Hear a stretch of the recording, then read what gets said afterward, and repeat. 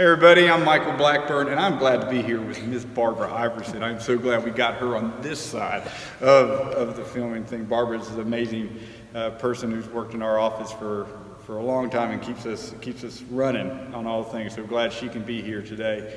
We're going to talk about John Christy, the John Christy Fund. Since this week is communion, we're going to be doing it from home. We won't be here in the sanctuary. We won't be in the gym. But a tradition here at First Methodist is that during communion, people will put money here on the altar. They'll put it on the kneelers in the awakening service, and that money always goes to the John Christy Fund. That fund is named after an associate pastor who was just an amazing person who worked here and here when I first got here. And he was a man with a big heart.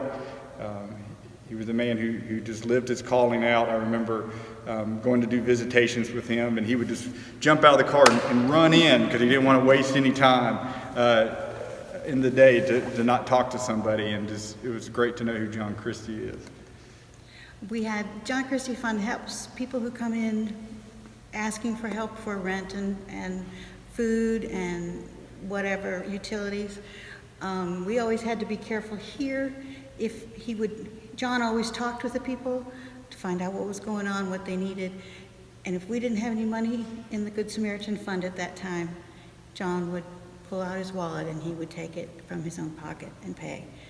I have seen the results, the good results of what has happened with it. I was in Ingalls one day and going through paying for my groceries, and the cashier looked at me and she said, "Are you Barbara?" And I said, "Yes." She said, "You work at First Methodist?" And I said, "Yes, I do." And she said, you helped me one time.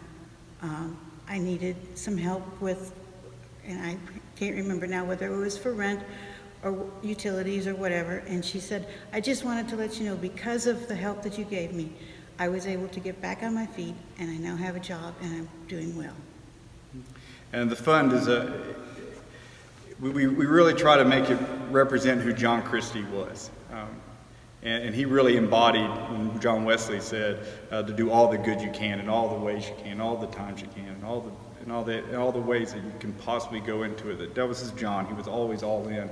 And so I know as Barbara and I, sometimes we manage that account and who's going to get it, and we see folks coming in, especially right now with everything that's happening with the need that's out there.